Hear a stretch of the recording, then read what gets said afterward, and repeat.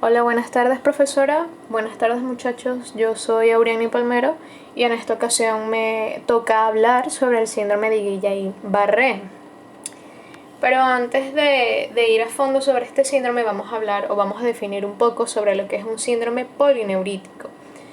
Básicamente es un conjunto de signos y síntomas causados por afecciones distales, difusas, sincrónicas y simétricas de los nervios periféricos en los cuatro miembros. Entonces, según su fisiopatología, se puede clasificar en axonales, las cuales presentan una evolución subaguda o crónica, y las desmielinizantes, las cuales presentan un enlentecimiento de velocidad de conducción crónico o un enlentecimiento no uniforme que puede ser agudo, subagudo o crónico. Entonces, las agudas van de días a 4 semanas, las subagudas de 4 a 8 semanas y las crónicas son mayores a 8 semanas y tienen un inicio lento y bastante insidioso. Entonces, el síndrome de Guillain-Barré es una polirradiculoneuropatía desmielinizante aguda autoinmunitaria. ¿Qué quiere decir todo esto? Pues la polirradiculoneuropatía quiere decir que afecta a múltiples nervios, tanto motores como sensitivos. Desmielinizante, ya que se van acabando las vainas de mielina por afectación de las células de Schwann. Aguda, ya que en el 90% de los casos se presenta de una manera rápida, con una frecuencia bastante grave y de evolución fulminante, y de origen autoinmunitario.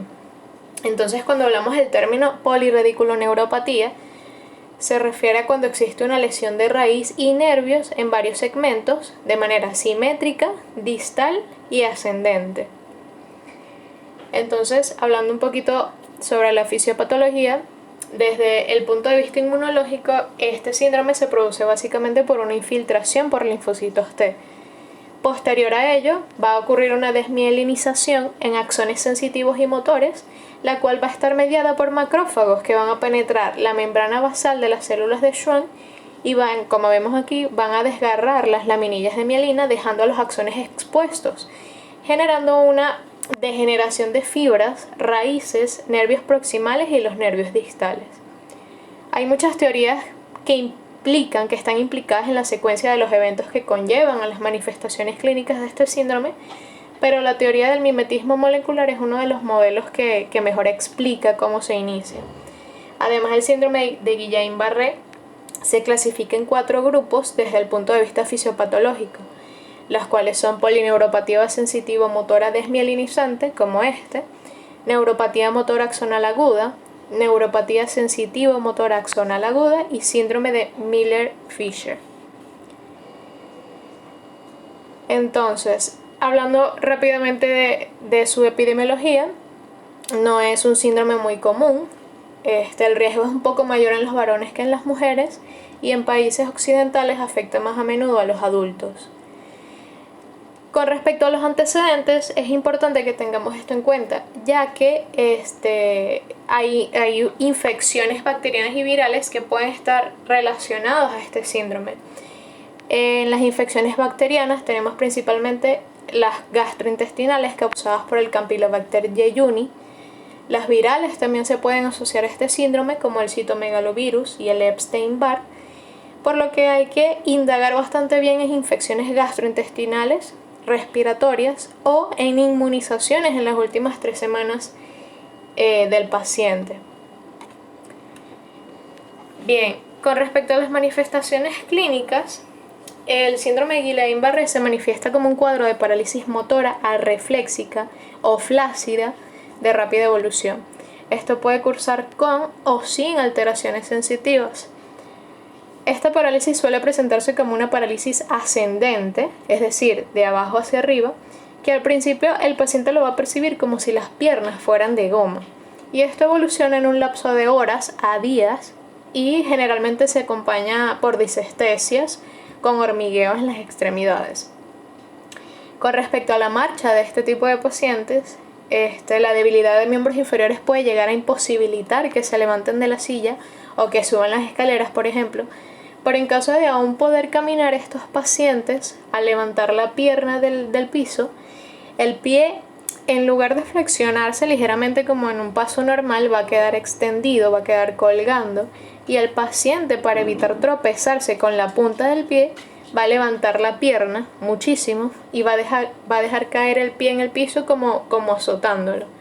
A esta marcha se le denomina marcha de trepador o de gallo, o también se le denomina estepaje. Generalmente las piernas son más afectadas primero que los brazos, y en el 50% de los pacientes también pueden presentar paresia facial. También van a presentar una disminución de los reflejos osteotendinosos, es decir, van a presentar hiporreflexia. Por lo tanto, es importante que al examen físico evaluemos los reflejos, como por ejemplo el plantar, el rotuliano, el bicipital y el tricipital. Además, los cambios clínicos son predominantemente motores. Algunos pacientes pueden presentar dolor, a veces sin localización, asociado a calambres, y especialmente calambres nocturnos en hombros, espalda y muslos. También en muchos pacientes la disminución de los reflejos va a preceder en días a la debilidad, y alteraciones de la sensibilidad vibratoria y propioceptiva son severas, que pueden llevar a la ataxia, mientras que la sensibilidad superficial puede ser normal. También estos pacientes pueden presentar otros síntomas como disfagia, disnea, pueden presentar babeo, disfunción vesical. En pacientes graves puede haber hipotensión ortostática y pueden presentar desmayos.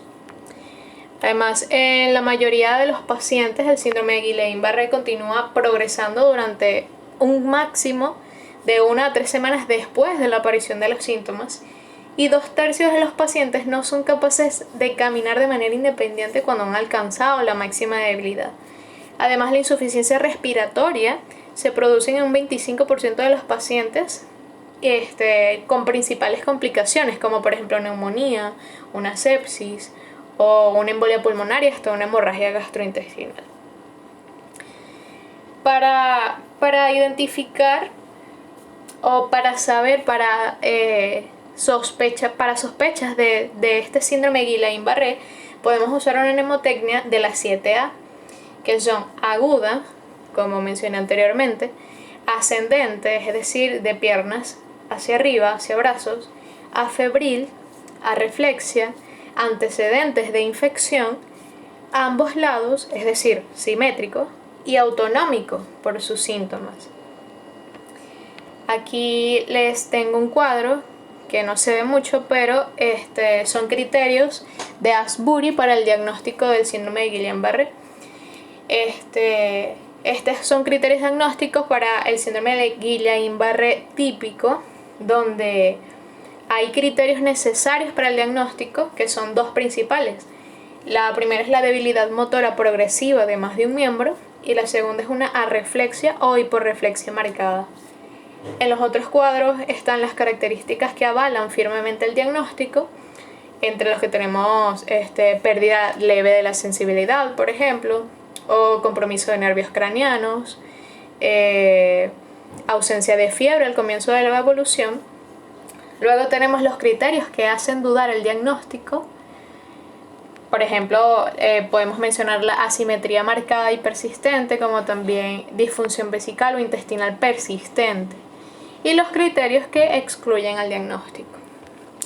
Y por último, otro cuadro de la escala funcional de gravedad clínica, que es una clasificación de Hooks, donde tenemos el 0, que es un paciente sano, el 1, que son síntomas y signos leves, pero que le permiten acceder a las actividades como caminar, como correr, como actividades cotidianas, tales como vestirse, comer, asearse. En la 2, el paciente puede caminar más de 5 metros sin ayuda ni apoyo, pero no puede ni saltar o realizar actividades para su cuidado personal. En la 3, puede caminar más de 5 metros, pero con ayuda o apoyo. En la 4, está confinado en cama. La 5, con ventilación asistida en tiempo total o parcial. Y la 6 es la muerte. Bueno, eso es todo. Muchas gracias.